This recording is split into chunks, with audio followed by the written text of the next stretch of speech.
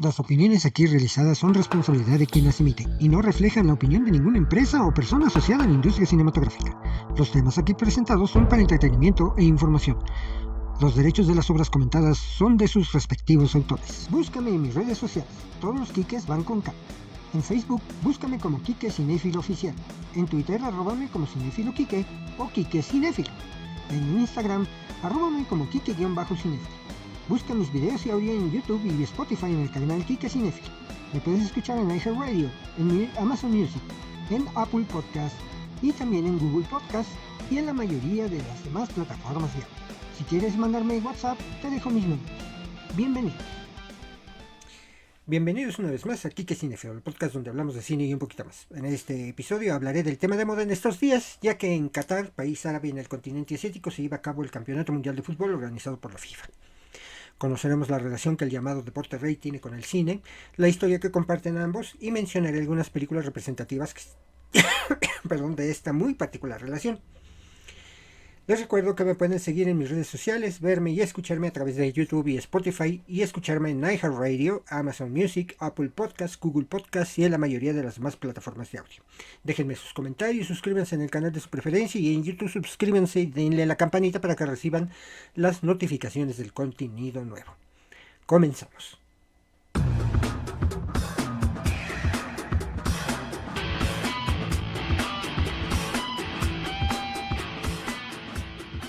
Cada año, desde 1930, salvo en 1942 y 1946, y hasta la fecha, se desarrolla un campeonato de fútbol donde equipos que representan a cada país miembro de la Federación Internacional de Fútbol Asociado, conocido como FIFA, compiten por ser el mejor del mundo.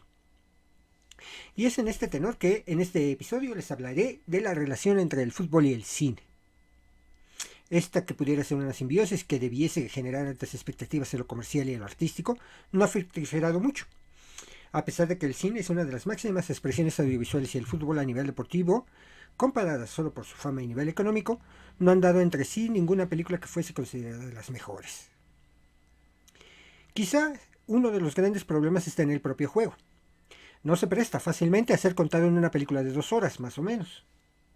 A diferencia de otros deportes como el baloncesto o el tenis, la emoción de un partido puede prolongarse durante todos y cada uno de sus 90 minutos, incluso más si hay prórroga o penaltis. Y no pueden partirlo en pequeñas jugadas cortas donde pase algo fuera de lo corriente como una canasta o un saque directo. Si lo haces, te cargas la emoción del momento, de todo lo que ha venido antes. Y sí, tienes una escena bonita o un gran gol, pero no estás capturando todo lo que está pasando ahí. Hay jugadas rápidas que pueden durar segundos, pero otras pueden necesitar más tiempo y es necesario para ir creando la tensión previa al gol, el penalti, el fallo clamoroso o la parada milagrosa del portero. Cuando ves un gran partido no se limita a 22 jugadores y un balón. Hay mucho más. Para crear la tensión necesaria necesitas el drama. Preparar bien la previa del partido, contar y exagerar todo lo que está en juego y dar la sensación de un evento épico. Lo he estado pensando mucho en estas últimas semanas y creo que esta es la clave de una buena película de fútbol, y a la que no se le ha prestado la suficiente atención. Si no nos venden bien el partido, ¿por qué es tan importante? No nos vamos a meter en él, por mucho que jueguen grandes estrellas. Pocas escenas más emocionantes que la de un jugador llorando tras un partido en donde lo ha dado todo por su equipo, incapaz de reprimir las lágrimas porque, a pesar del esfuerzo y la preparación, no se ha podido ganar. Te parte el alma. Conectas con su drama personal. Quizás el jugador se siente que ha decepcionado a sus aficionados, y aunque haya cometido un gran error, se lo disculpas. Luego te ríes con los memes en las redes sociales, pero en ese momento le perdonas de corazón. También ayuda a ver las reacciones del público, ya sea en el estadio o frente a una pantalla de televisión. Nos metemos en el partido cuando vemos a los demás animando con ilusión a su equipo, opinando sobre cuál debería ser el 11, sufriendo por las patadas que da el equipo contrario, insultando al árbitro, exigiendo un penalti, celebrando un gol, festejando una victoria o llorando una derrota. En definitiva, la emoción y el drama que tiene que vivirse dentro y fuera del campo. La única solución es elegir una buena historia muy concreta para construir el drama en torno a ella. Lo más fácil es tirar por un jugador fuera de serie y se cuenta su vida a modo de biopic, pero esto tiene un par de problemas importantes. Necesitas a un actor para ser del jugador, y no va a ser lo mismo, sobre todo cuando está en el campo, y la emoción se centra en ver cómo triunfa el protagonista. con lo cual te desvías de la emoción de un gran partido. Optar por seguir la trayectoria de un equipo que hizo historia durante una temporada memorable, pero nos encontramos con los dos mismos problemas básicos de antes. A menos que lo centres todo en un partido, tanto si el enfoque es contar los logros de un jugador como los de un equipo, creo que al menos el tercer acto y el clímax deberían girar en torno a un partido decisivo donde todo está en juego. Un enfoque muy interesante sería contar el torneo de un equipo que hizo algo extraordinario. Habría un abanico de personajes en los que centrarse, y la cámara podría capturar algo más que el juego, como las historias personales de los jugadores o el entrenador lejos del terreno de juego, pero que afectan a su desempeño o su concentración. Polémicas, sueldos, fichajes, lesiones, la prensa dando caña. Y la última parte podría ser la final, recreando la emoción de los jugadores, de su entorno y de los fans. Y si al final se pierde, a pesar de todo, pues no pasa nada. Tu equipo ha luchado, ha podido ganar hasta el final, pero no ha podido ser, por mala suerte, por un gol imparable, por un penalti que dio en el palo, casi mejor para la película. Más drama. El mensaje de que lo importante era el viaje, estar ahí, pelearlo, vivirlo al máximo, pasarlo bien. Y el resultado es lo de menos. El fútbol, como la vida, puede ser muy cruel. Uno de los grandes problemas en la mayoría de las películas en que se empeñan en que los actores hagan de futbolistas, y queda mal, no resulta verosímil. Los defensas dejan pasar a los delanteros, los regates no se sienten auténticos, los remates parecen más propios de Oliver y Benji, y lo ideal sería contar con actores para las escenas dramáticas fuera del campo y especialistas profesionales para recrear lo más fielmente posible el fútbol, con la ayuda de los efectos visuales para asegurar que el balón va donde debe ir. Por otro lado, ya hemos comprobado que a muchos futbolistas se les da bien la interpretación. Se tiran clavados para provocar penaltis y tarjetas, o se retuercen de dolor sin que haya motivo. Quizá no sea tan complicado que hagan escenas dramáticas sin balón. Ver el fútbol también es escuchar la narración del partido. Los locutores y comentaristas son parte del espectáculo, y hay de todo. En México tenemos a grandes narradores que saben ponerle sabor hasta el partido más aburrido, como lo son Martinoli o el Perro Bermúdez. Otros cronistas, como lo son Emilio Fernando Alonso, Francisco Javier González, que aparte de conocer las jugadas dan cátedra de la historia de los clubes y jugadores que están y han pasado por los mismos. Todo mientras no hagan la inefable tarea de mencionar publicidad. Eso es algo que el cine no ha podido equiparar, ya que la emoción se da en el momento de la jugada, contada con maestría por aquellos que se encargan de ello. Una inmensa parte del mal llamado cine futbolístico, más digno, es muy reciente, habiéndose producido casi en su totalidad a principios del siglo XX. Por ello, es oportuno establecer un antecedente célebre a modo de paradigma histórico, y sin ir más lejos de 1981, para hablar de la ya legendaria Escape a la Victoria, o Victory de 1981, un experimento informal pero grandioso del gran John Huston, con la Segunda Guerra Mundial como trasfondo socioeconómico y sociopolítico. El director norteamericano se saca de la chistera una trama algo disparatada, pero que triunfa en taquilla. Los altos oficiales nazis, con un soberbio Max von Sydow a la cabeza, deciden organizar un partido entre una selección alemana de fútbol en pleno auge y un grupo de prisioneros de un campo de concentración que mezcla en sus filas actores de la talla de Michael Caine o Sylvester Stallone, con futbolistas reales haciendo sus pininos en el cine, como lo son Pelé, Bobby Moore y Osvaldo Ardiles. La línea natural de este discurso futbolístico en imágenes incluye, como no, una parada obligada en Inglaterra, país donde naciera el deporte rey a mediados del siglo XIX. Aquí ya podemos empezar a distinguir varias tendencias definidas. Una de obvia calidad, representada por películas como The Damned United de Tom Hopper de 2009, que reconstruye un caso real. El conflicto ético de Brian Clough, un entrenador impetuoso e idealista, tras tomar el mando del mejor Leeds United de la historia. Un equipo que ha logrado el éxito en la Premier, a base de practicar antifútbol, mas no en el sentido del estilo feo por el que conocemos hoy este término, sino en su acepción agresiva, sobre la cual se apoya otra de las tendencias más notables, la que retrata una de las peores lacras del fútbol, el hooliganismo. A este respecto, existen unos cuantos filmes de dudosa validez y desmedido morbo, siendo dos de los más conocidos, Hooligans, Green Street Hooligans, de Lexi Alexander de 2005, que no puede ofrecer un actor menos apropiado para convertirlo en un energúmeno, a Elijah Wood, y ID, de Philip Davis de 1995, que llega a incurrir en el género policíaco. Sin embargo, mi favorita en esta vertiente es Away Days de Pat Howden de 2009, una cinta que, lejos de banalizar la violencia como una exclusiva respuesta al fenómeno deportivo, toma el auge del hooliganismo en los años 80 para definir un patrón estético y cuasi moral del movimiento. No obstante, existe una tercera tendencia muy apreciable, la encargada de hacer del fútbol un instrumento para el cine social. Y qué mejor manera de ilustrar este apartado que citando una de las últimas obras de Ken Loach, Buscando a Eric, Looking for Eric, de 2009, que utiliza como arma promocional y clave para el desarrollo del relato la figura del inigualable, tanto para lo bueno como para lo malo, Eric Cantona. El crack francés hace las veces de psicoanalista de su tocayo, Eric Bishop, un cartero divorciado con 2 hijos conflictivos y una hija que no le habla. Habiendo considerado el suicidio como la única solución eficaz para sus problemas, la fantasmagórica aparición de Cantona confirma la función del fútbol como panacea para los problemas del populacho.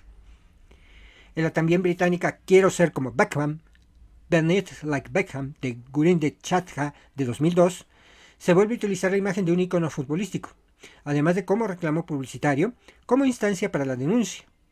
En este caso, de las configuraciones culturales que menosprecian a la mujer.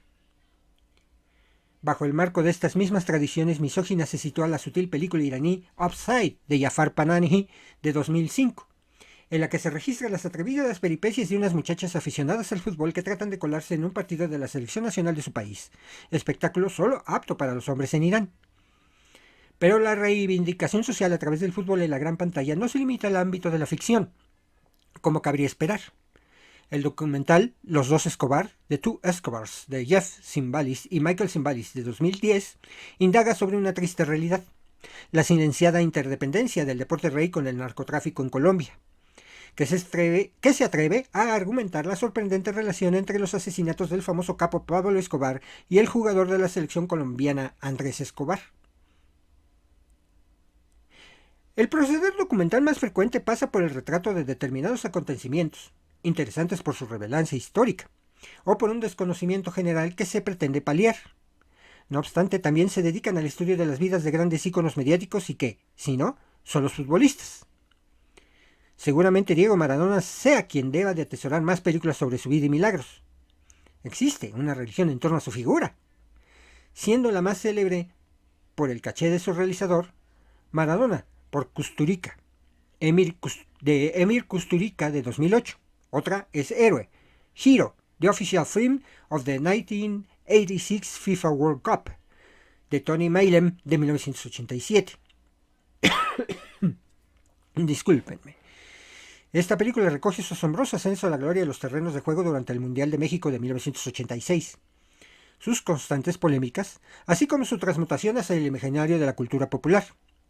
Han terminado por hacer de su persona un tema recurrente incluso para las ficciones, como ocurre en El Camino de San Diego, de Carlos Olinda en 2006, en el que un joven devoto del Pelusa decide emprender un viaje con el objeto de rendir culto a su ídolo, tras el internamiento en una clínica de desintoxicación del astro argentino, consecuencia de su conocida adicción a las drogas.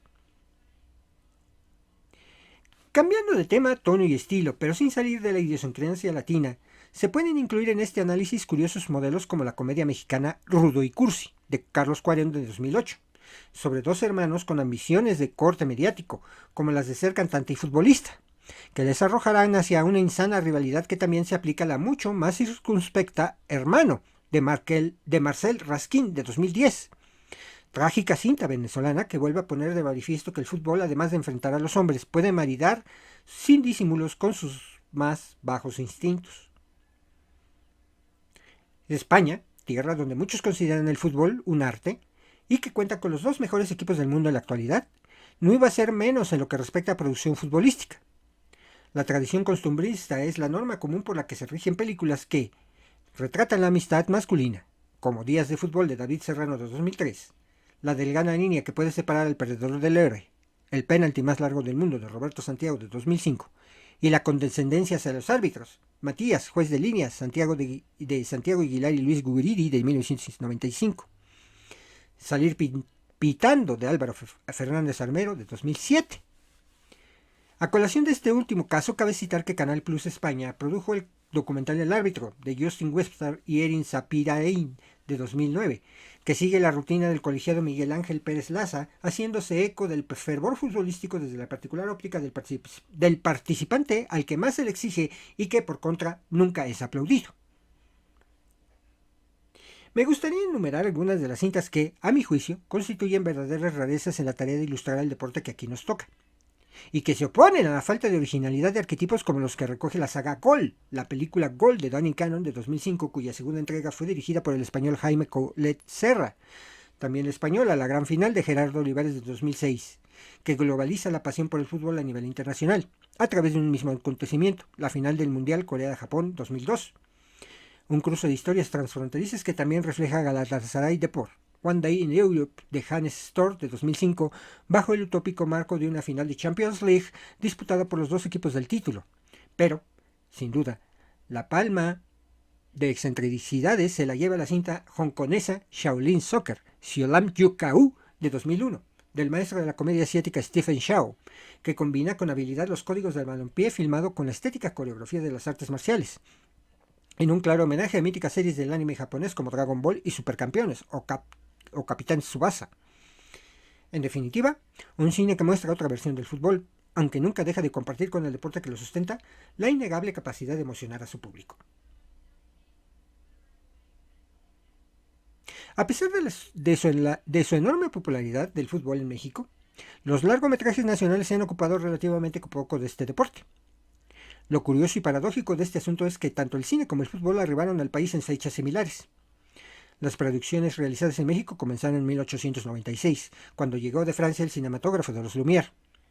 La película primera de ellas entonces fue El presidente Porfirio Díaz montando a caballo por el bosque de Chapultepec. Hablando de fútbol, el Pachuca Athletic Club fue fundado en el año 1900. Sin embargo, fue hasta la década de 1940 cuando la cinematografía mexicana incluyó la temática del fútbol en su discurso. En México, la bibliografía sobre estudios cinematográficos que abordan el fútbol continúa siendo muy limitada.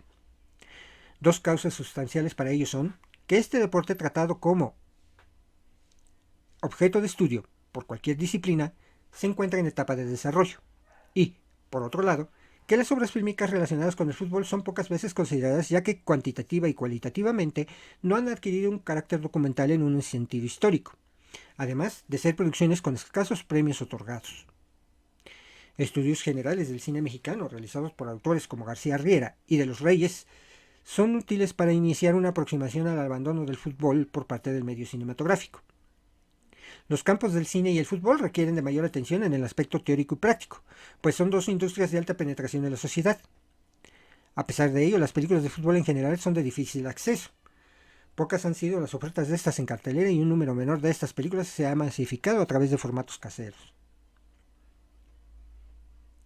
El auge del boxeo y la lucha libre entre 1940 y 1970 fue aprovechado por el cine de tal forma que estos deportes ganaron terreno al fútbol, pues en su haber cuentan con mayor cantidad de producciones fílmicas, participación de héroes en sus historias, así como mayor cantidad de reconocimientos obtenidos hasta la fecha.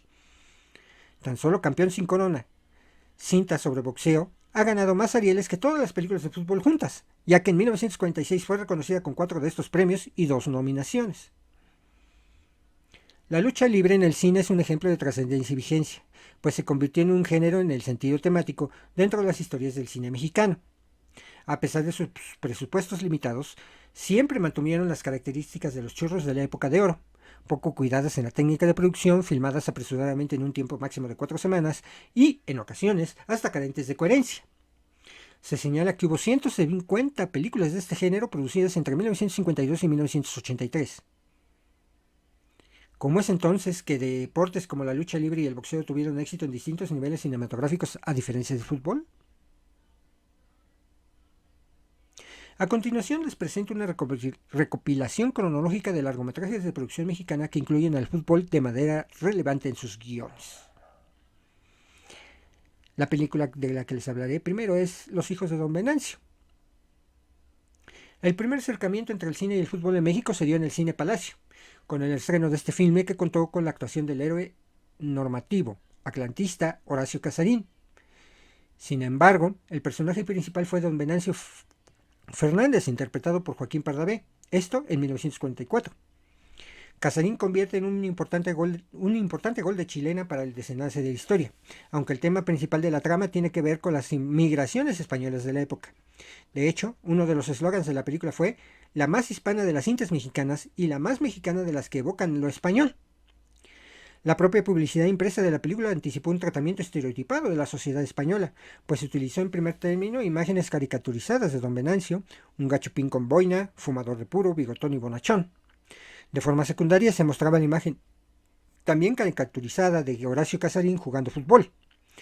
Las reacciones ante la película fueron positivas y aunque quien se llevó el protagonismo fue Pardavé, la actuación de Casarín fue aceptada. De nuevo, Joaquín Pardavé es el alma y la vida de una cinta de Filmex. Horacio Casarín actúa poco, pero con seguridad, con naturalidad. Los hijos de don Venancio es espectacular en el aspecto sentimental y en el deportivo es una cinta hecha expresamente para una taquilla fácil, sin más complicaciones. Así lo manifestaba el diario Esto en 1944. Los hijos de don Venancio dejó de exhibirse para ceder su lugar al mexicano, filme cuyo personaje protagónico era precisamente un boxeador. La siguiente película es Los nietos de don Venancio, de 1946. El cine Chapultepec fue sede de la presentación de la secuela. No tuvo tanta expectación como la primera, en parte por la reiteración de la temática y además dejó de contar con la actuación inédita de un futbolista como lo fue la de Casarín. A diferencia de la cobertura sobre los hijos de don Venancio, durante la semana de estreno de la segunda parte, la nota deportiva principal era el homenaje a Martín Bantolrá por sus 25 años como futbolista profesional, coronados con una buena actuación en la goleada del Atlante 6-2 sobre el Moctezuma, partido donde Casarín estuvo desafortunado. Pardavé volvió a generar elogios para su persona, mientras que el resto de los actores, incluyendo a Casarín, simplemente fueron aprobados. Ese don Venancio Fernández, eje de la película, es el hombre de todo corazón y honradez. Se muestra con gran sensibilidad, nos hace reír y llorar en escenas saturadas de humanismo. Pardavé ha logrado rectificar su calidad y multiplicar el número de admiradores. Muy seguros en sus intervenciones, Alicia Ravelli, Rafael Banquels y Horacio Casarín se mostraban. Esto también lo manifestó el diario Esto de 1946. A pesar de que esta cinta repetía personajes y temáticas, se mantuvo en cartelera casi durante un mes. La siguiente película de la que les hablaré es Las Chivas Rayadas. Esta película, donde el equipo de Guadalajara era el protagonista, quien dominaría en primera división durante la década de 1960, 7 títulos de 9 posibles entre 1957 y 1965 y todavía otro más en 1969-70. Así que es por ello que en tiempos del campeonísimo se realizó un paquete de 2 películas a modo de homenaje hacia el equipo y ambas fueron dirigidas por Manuel Muñoz. La primera fue Las Chivas Rayadas, donde los protagonistas fueron interpretados por el cómico, por la dislexia, por el cómico Clavillazo y Sara García, contando también con la aparición de jugadores como Salvador Reyes, Nacho Calderón, quien hizo carrera como actor en televisión y cine, Francisco Jara y Javier Moreno. La siguiente película de la que les hablaré es Los fenómenos del fútbol. Esta película fue publicitada como un homenaje al campeonísimo y como una nueva aventura plena de emoción y alegría. Esto lo manifestaría el diario Este en 1964. Esta secuela de Las Chivas Rayadas se presentó pocos meses después de que su antecesora de los mismos 6 cines. Volvió a contar con Clavillazo, Sara García y futbolistas del rebaño. La única gran diferencia con Las Chivas Rayadas fue que en Los fenómenos del fútbol dio literalmente el semanazo, ya que para el 11 de septiembre la cinta había desaparecido de todos los cines en que se estrenó. La crítica no ignoró este hecho y así sentenciaba: hicieron bien en escoger cinitos de barriada para estrenar esta modesta película pseudo-deportiva. El fútbol sigue siendo quizás el menos cinematográfico de todos los deportes. Aquella era una época en que las películas se reestrenaban meses o incluso años después, en cines más humildes o piojito, por lo que este par de películas homenaje fueron exhibidas de manera aislada en varias ocasiones posteriores.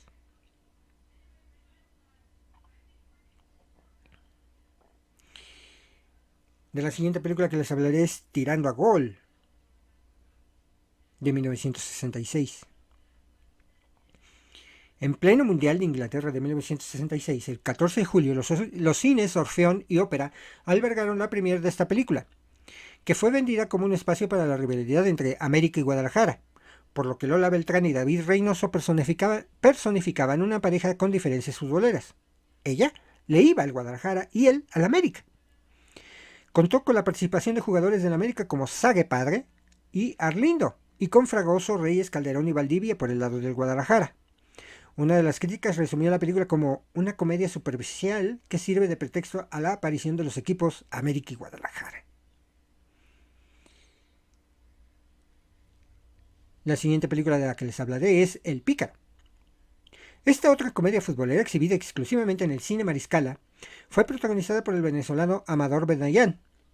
El personaje principal no es un goleador o un medio creativo, sino un portero con habilidades especiales gracias a unos guantes mágicos.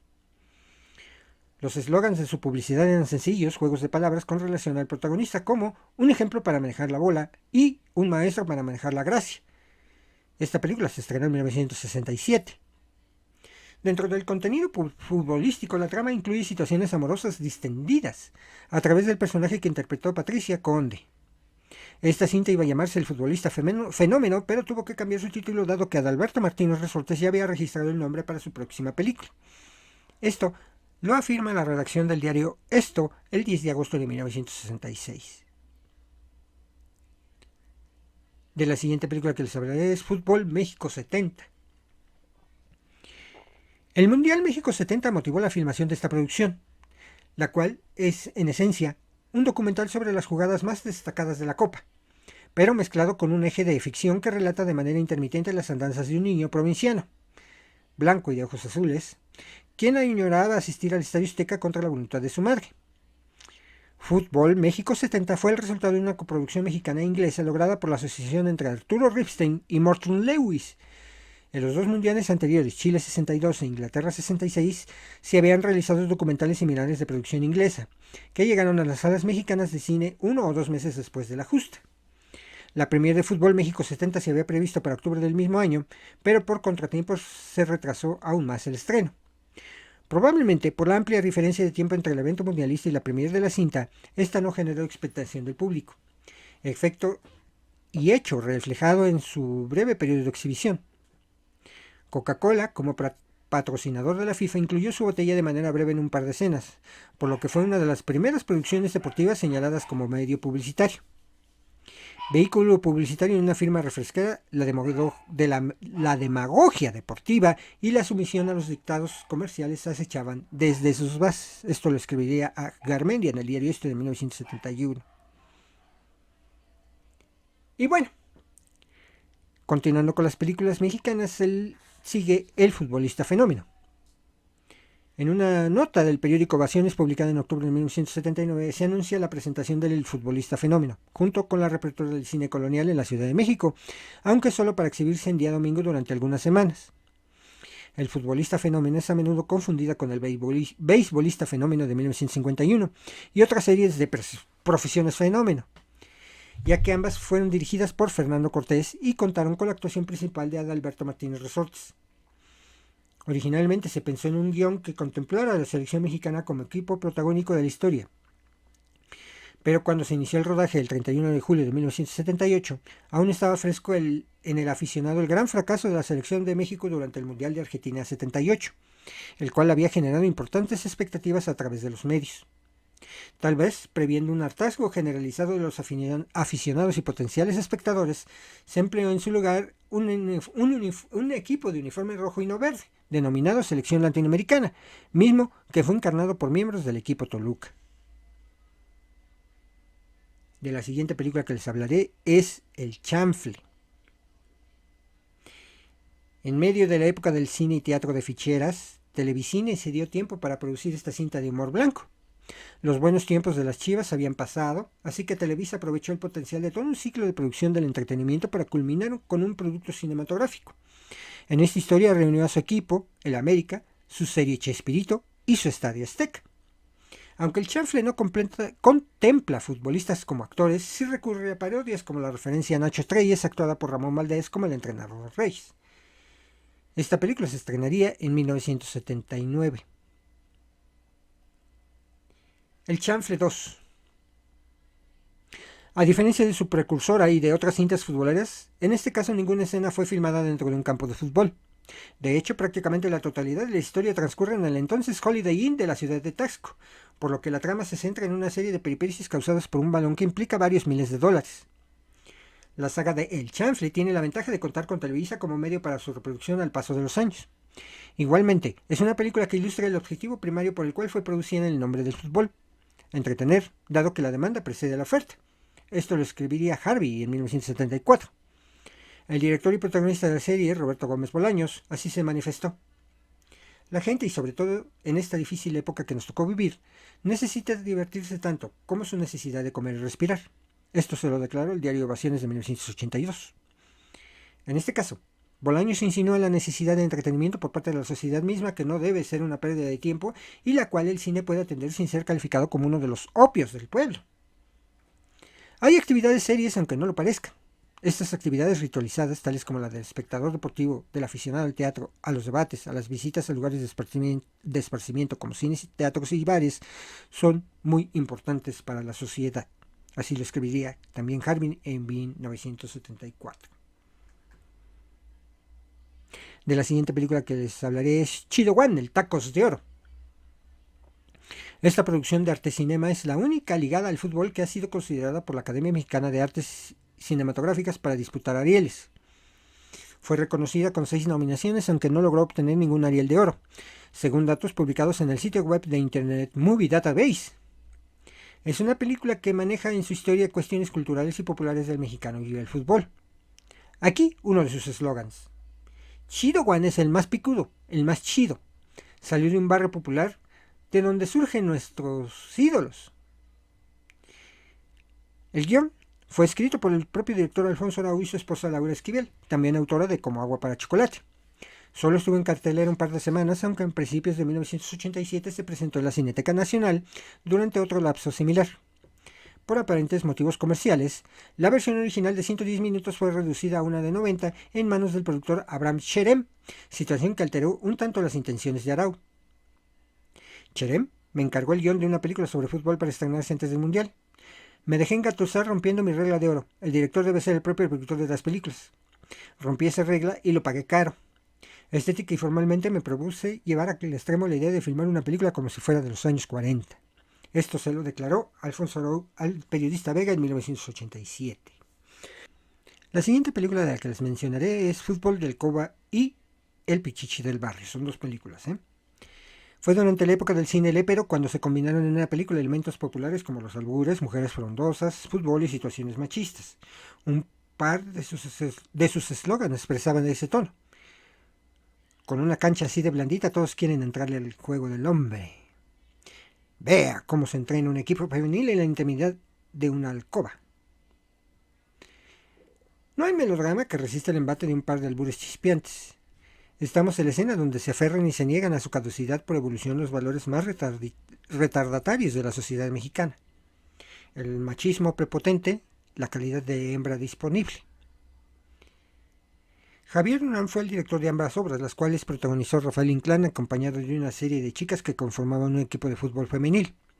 Aunque se trata de una sucesión de 2 películas, estas no lograron mantenerse en cartelera tanto tiempo como producciones de estilo similar, tales como El Día de los Albañiles, serie de 4 películas, o Picardía Mexicana, serie de 3 películas. En suma, ya decaían los años de abundancia de esta clase de propuestas cinematográficas. Si el cine violento y fronterizo había recibido un golpe de muerte con la ley Simpson-Rodino, el lépero de albures y encueradas sufrió uno peor al ser permitida, con restricciones, la exhibición pública de la pornografía declarada. Provocaron que solo una empresa privada tuviera razones y bases económicas para seguir haciendo películas: Televicine, firma respaldada por el enorme poder de Televisa. De la siguiente película que les hablaré es Atlético San Pancho.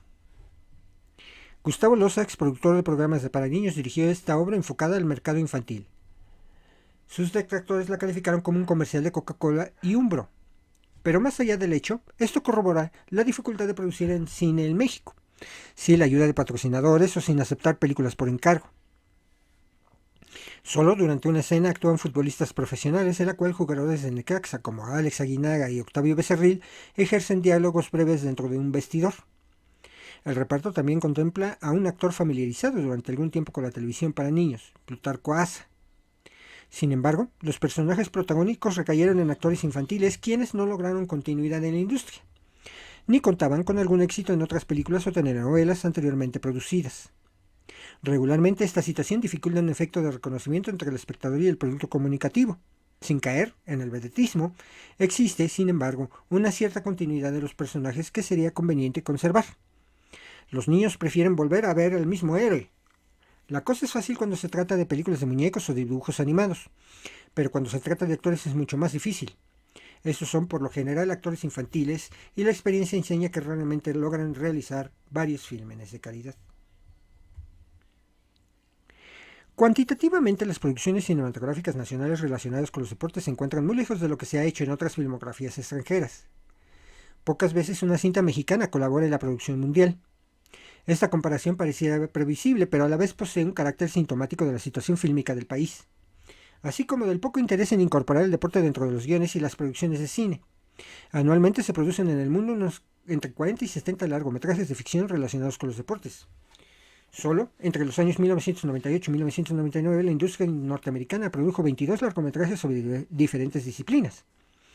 Le siguen producciones europeas que en el año 2000 fueron entre 15 y 20. Si bien se mencionan números provocados por industrias cinematográficas de países desarrollados, también destaca obras sudamericanas donde el deporte y sobre todo el fútbol es un fenómeno social de gran magnitud, similar al caso de México.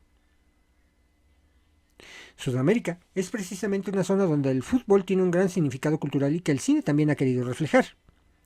Brasil, ganador de 5 Copas del Mundo y con una fuente inagotable de grandes figuras del balompié, ha realizado numerosísimas producciones cinematográficas referidas al fútbol.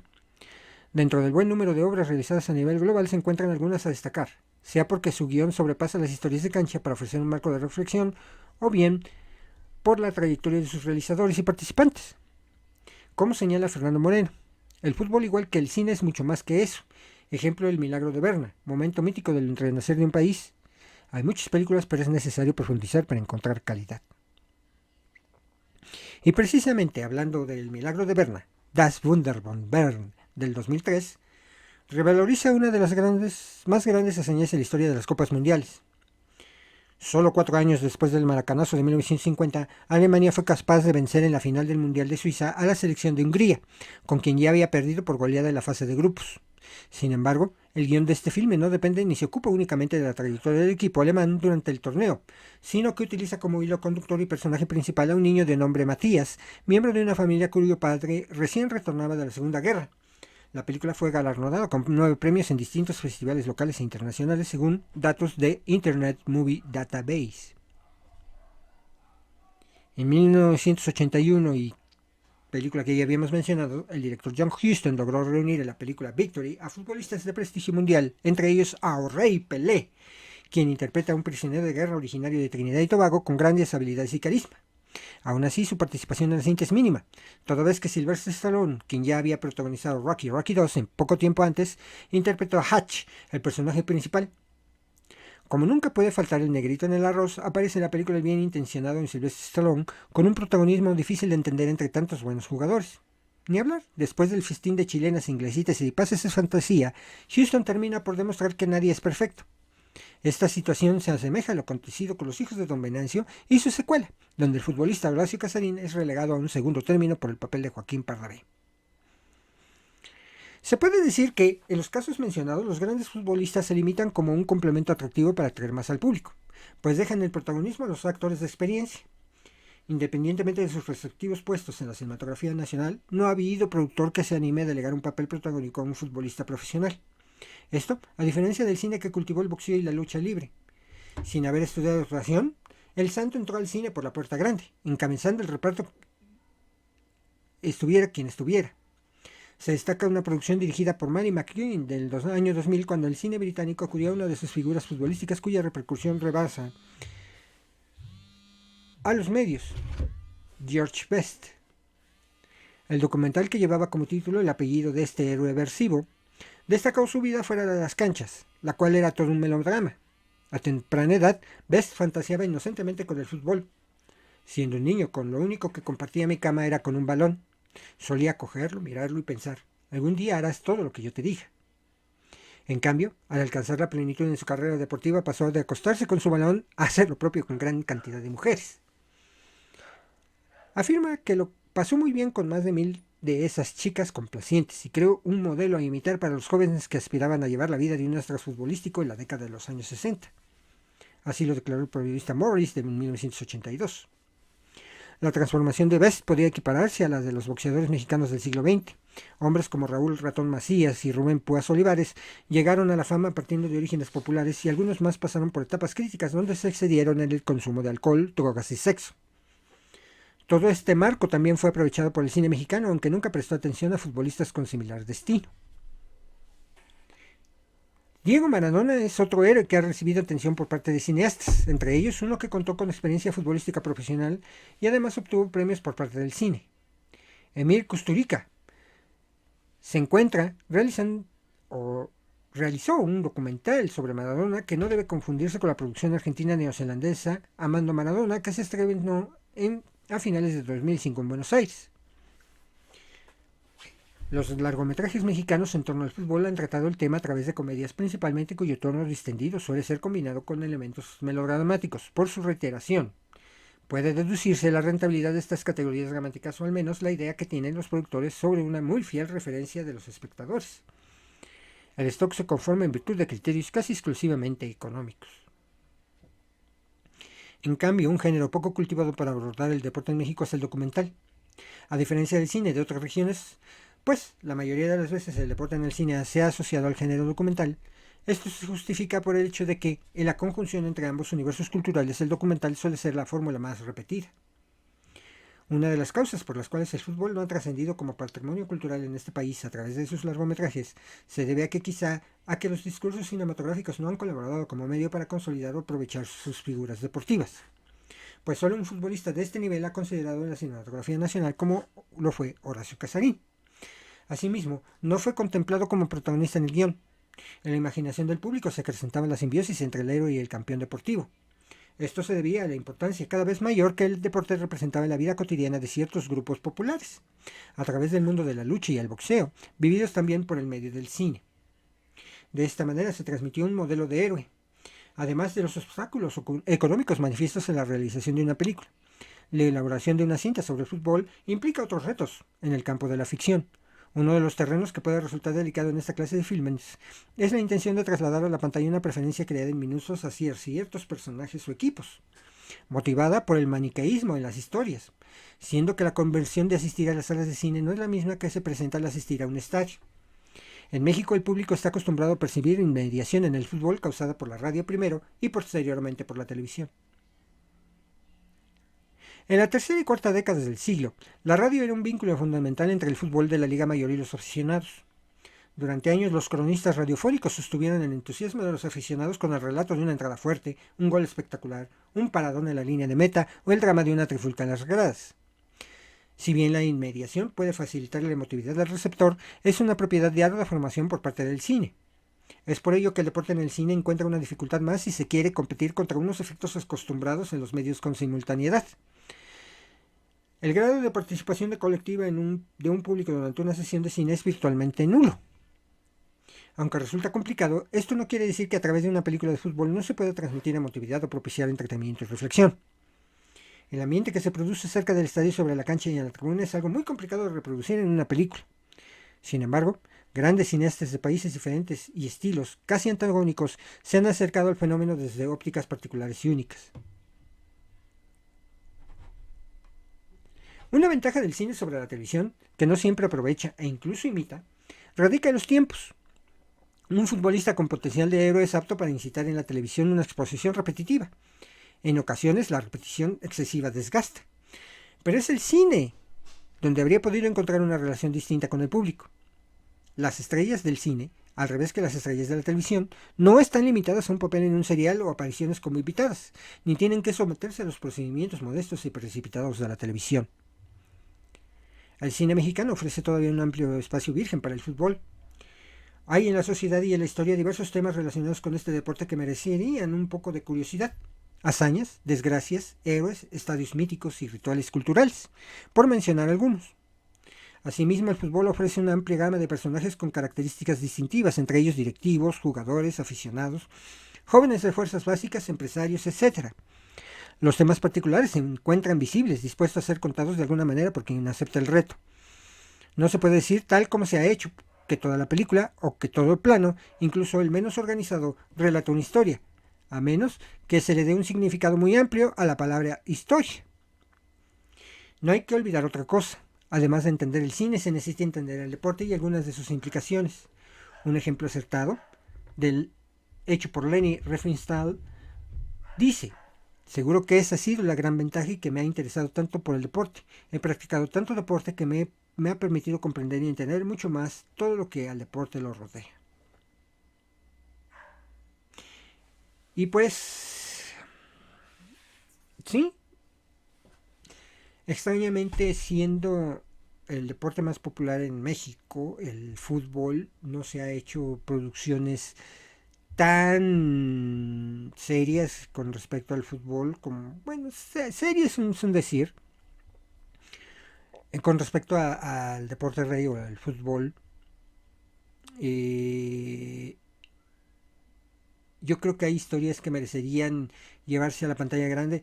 No recuerdo el nombre del jugador, hace yo creo que ya unos 20, 25 años sucedió esto. Un jugador muy promisorio que jugaba en el Atlas de Guadalajara, incluso ya había sido convocado a la selección nacional, tuvo un accidente y perdió una pierna, todo por andar en el alcohol, no me acuerdo el nombre, pero por ejemplo esa es una historia que se podría llevar al cine, ¿no? Como una carrera puede terminarse de la noche a la mañana con esa facilidad. Por ejemplo, otra historia en el fútbol, pues los ascensos y descensos de un equipo tan tradicional y que hoy está luchando por volver a estar en los primeros planos del Atlante. Ese sería otro gran ejemplo de cómo han pasado directivas, cómo han pasado jugadores, futbolistas, entrenadores en ese equipo que no ha perdido su esencia y que yo creo que tradicionalmente ha conservado ese misticismo, muy aparte de lo que ha hecho Guadalajara o el América. Yo creo que el Atlantic, por ser el equipo del pueblo, así lo han denominado por acá, pudiera tener una película. Y bueno, qué decir de mi experiencia al ver el cine. Yo me acuerdo, la primera vez que yo vi la película Victory o Escape a la Victoria de 1981, me encontraba en el primero de primaria, esto en 1979. Me acuerdo que iba a una primaria cercana al Mercado Granada, no me acuerdo el nombre, creo que sí existe todavía esa primaria, una primaria muy chiquilla. Y si no me recuerdo, llevaron proyectores de cine. Obviamente, al yo estar en primero de primaria, pues me tocaba estar con de los de primero a tercero. Nos dividieron, me acuerdo muy bien que nos dividieron de primero a tercero van a ver esta película y de cuarto a sexto van a ver esta otra. En aquel entonces no me acuerdo qué película iban a poner para los de primero a tercero. Era una de Disney, eso sí estoy seguro. Y en el grupo de tercero a sexto iban a poner la de Escape a la Victoria, precisamente. Era todo un espectáculo ver eso en la propia escuela, porque pues muy difícilmente alguien podría proporcionar un proyector y cintas para ver una película. Y alguien, no, la verdad es que pues estoy hablando de hace 44 años, la verdad es que, no, 45, perdón, no, sí, 44, 43, 44 años. 43, 44 años estoy hablando. La verdad no me acuerdo quién llevaría esos proyectos. Yo inclusive estuve muy, como les dije, yo les he contado a través de todo el podcast que yo tengo esa afición por el cine desde muy chico. Entonces, para mí yo me acerqué a ver cómo funcionaba el proyector, hice preguntas, eso sí me acuerdo muy bien, me enseñaron cómo ponían la cinta, de hecho me dejaron tocar una cinta, cosa inimaginable el día de hoy. Hoy quieres tocar algo y no, no, no, no, espérate, lo vas a descomponer. ¿Qué le hacemos, no? Entonces, me acuerdo muy bien de esa parte y obviamente pues yo no estaba interesado en la película de Disney y me escabullí por ahí y pude lograr ver, no en su totalidad porque sí me llegaron a sacar Escape a la Victoria, y poquito después mi papá, que en paz descanse, me llevó a ver Escape a la Victoria al cine Ariel, no es cierto, ese fue en el cine Polanco. La vimos en el cine Polanco, ya la vi completa. Y poco después, yo creo que meses, vi en el cine Ariel la película El Chanfle. Y me acuerdo muy bien que no la vimos completa. Algo pasó que salimos del cine, y muy bien me acuerdo porque estaban pasando los marcadores del América contra el Atlético Español, que en aquel entonces existía. Era el equipo que había sustituido al Necaxa, que después se volvió a volver Necaxa, el Atlético Español. Este, me acuerdo muy bien que nos salimos, yo creo que le faltaban a esa parte de la película, yo creo que le faltaban unos 10-15 minutos. Y ya no la terminé de ver. Obviamente después la pude ver gracias a la videocasetera. Años, 4 o 5 años después, la pude volver a ver en la casetera o en la tele. Como bien vimos en el relato, pues fue o ha sido una de las películas más transmitidas por Televisa, el Chanfle. Y más pues por tratarse del equipo propiedad de la compañía, que es el América, ¿no? Figuras actuales como la de Hugo Sánchez es la que me gustaría que se diera en el cine, porque la figura de Hugo Sánchez está llena de claroscuros, de cómo él salió precisamente de ser una persona, pues no era tan, era de clase media, hizo su carrera en UNAM como odontólogo, jugó para mi equipo dorado, como pueden ver, los Pumas de la UNAM. Se fue a jugar a España, lo contrata el Atlético de Madrid, tuvo un año dificilísimo por la cuestión racista. Triunfa en el Atlético de Madrid, llama la atención en solo un año del Real Madrid, en donde triunfó, en donde es adorado por la afición madridista. Juegan en sus últimas etapas en el Rayo Vallecano en España, regresa a jugar al Atlante, regresa a jugar al América, su último equipo, en donde se reunió con compañeros de aquel Atlético de Madrid, con Michel y Butregueño. Jugaron en el Atlético Celaya. O, pues, por ejemplo, como el propio Pep Guardiola, ese entrenador tan mítico que ha ganado Champions y todo, jugó en México, jugó con los Dorados de Sinaloa hace 10-12 años, ¿no? Entonces, o más, yo creo que más tiene, como 16 años. Yo creo que Pep Guardiola jugó aquí en México, y ahora, bueno, pues es un gran entrenador. Y bueno, pues todas esas historias tendríamos mucha tela de donde cortar. Sí es difícil transmitir la emoción del fútbol en 90 minutos, 120 minutos. Tal vez una película de 3 horas no alcanzaría. Pero quienes hemos ido a un estadio, quienes vemos el fútbol por televisión, pues hemos visto, gracias a esa situación, que el fútbol es un deporte de masas. Y ya dedicaré también otro programa a los eventos más importantes, a otro evento a nivel mundial más importante, que son los Juegos Olímpicos, el año pasado se llevaron a cabo cuando deberían haber sido en el 2020, Japón 2020, en Tokio 2020, y terminaron realizándose en 2021 todo por la pandemia. Por la pandemia de COVID, hay que aclararlo.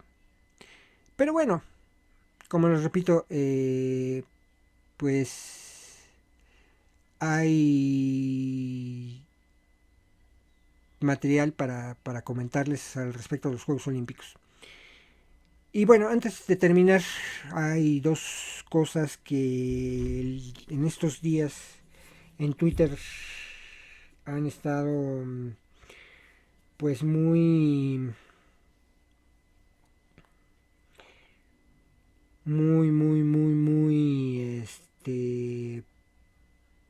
pues, ¿cómo les diré?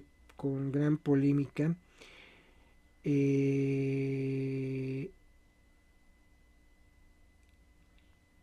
La primera es Guillermo del Toro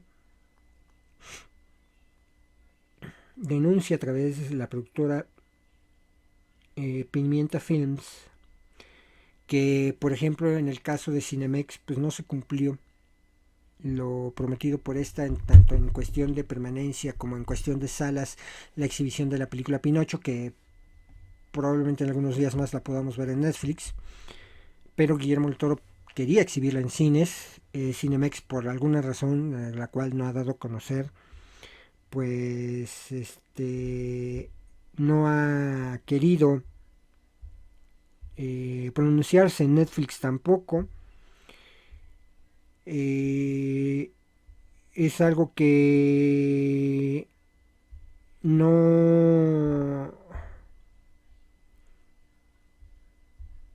no pues no se comprende, porque al final el camino es un producto mexicano.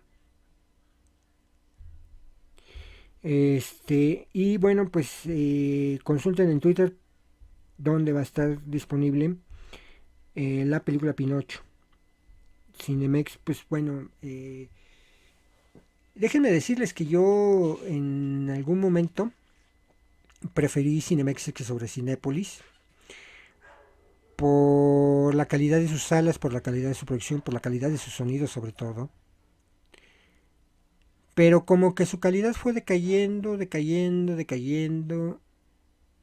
Y hoy día pues ir a una sala de Cinemex no es muy cómodo. En cambio, Cinépolis se ha puesto las filas, le ha invertido en la tecnología, ha invertido en darnos diferentes tipos de exhibición de películas. Al único que no he podido asistir es al ScreenX. Dicen que es una pantalla literal de casi 360. A mí me gustaría disfrutar del ScreenX. Y bueno, pues lamentable que Cinemex, que haya sido pues una de mis favoritas, ahora ya no lo sea, porque pues esto se trata de invertirle. Yo sé que el negocio del cine es muy difícil, y más cuando no tienes entradas, pero yo creo que en lugar de estar inaugurando cines premium, últimamente Cinemex ha estado inaugurando cines en Palmas y en Mítica y no sé en dónde más, cines que cuestan un boleto lo doble o lo triple que en un cine normal. Yo creo que si esa es su intención, pues ya debería de quitar los demás cines, ¿no? Y dejar a Cinépolis que a los demás nos deje disfrutar del cine con con sus salas. Además, Cinépolis, déjenme decirles que un cine, si tú le metes una piedra encuentras un Cinépolis, ¿no? Entonces, Cinépolis siempre está a la mano. Esa es la primera. La segunda, otra noticia que he estado viendo en Twitter que a mí me preocupa. La directora de la Asociación Mexicana de Cine y de Cine, la que lleva los premios Ariel, declaró que en 2023 no habrá premios Ariel porque no tienen presupuesto. Después de haber sido aprobado el presupuesto de egresos de la Federación de este año, pues le retiraron todo apoyo económico a la Asociación Mexicana de Cine algo que platicábamos un poquito acerca de ello en el episodio pasado. Y qué lamentable que el gobierno de Andrés Manuel López Obrador, y que por cierto yo no voté por él, ese sí tengo por seguro, yo voté por Goku.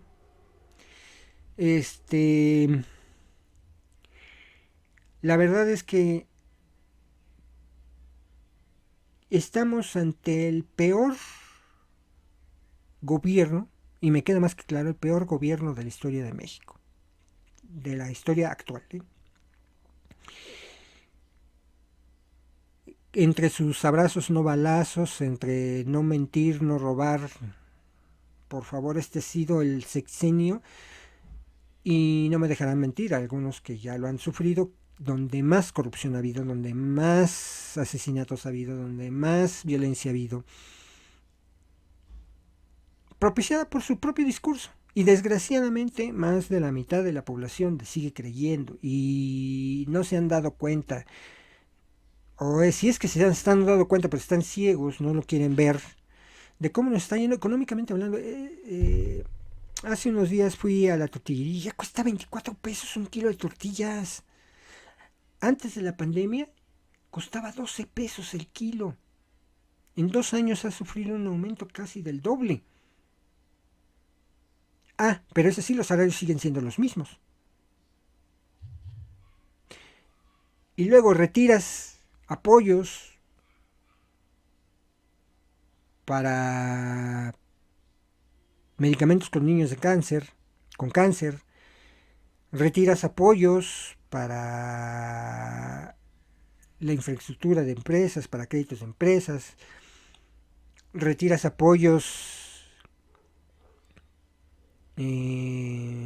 para la infraestructura carretera, para la infraestructura de los estados y municipios, retiras apoyos para las producciones cinematográficas. ¿Cómo? Entonces, ¿de dónde vamos a producir si no hay apoyos?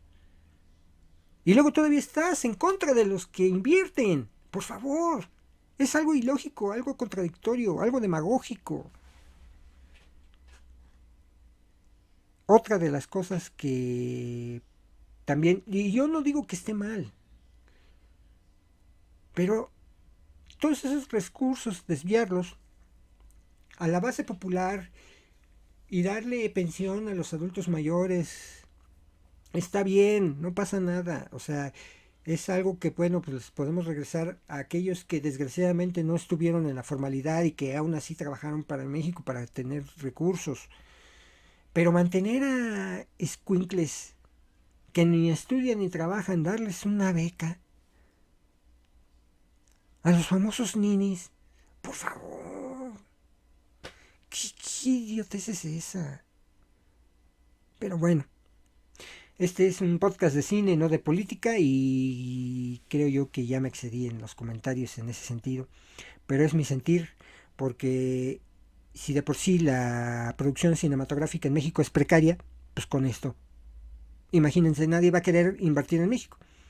O sea, Iñárritu no va a volver a querer filmar, ¿no? Y acaba de filmar Bardo y ahora resulta que ni siquiera va a poder ir por un Ariel Bardo. ¿Qué les digo? ¿No? Así pues, esto ha sido todo por el día de hoy. Espero les haya gustado el tema.